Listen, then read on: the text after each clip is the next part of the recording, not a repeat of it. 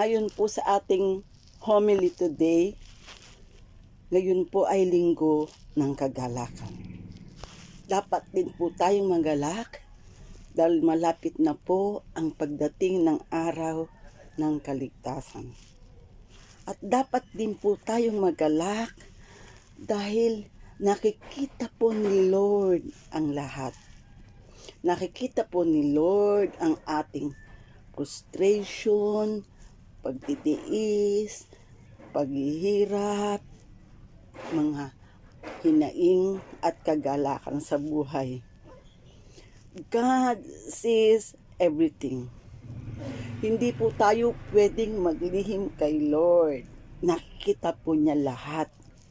Kung nagiging mabuti po tayo at sumusunod po sa Kanya, nakikita po niya lahat.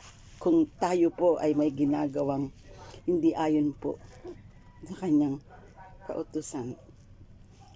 God sees everything. Kaya dapat po tayong magalak na nakikita po ni Lord ang lahat.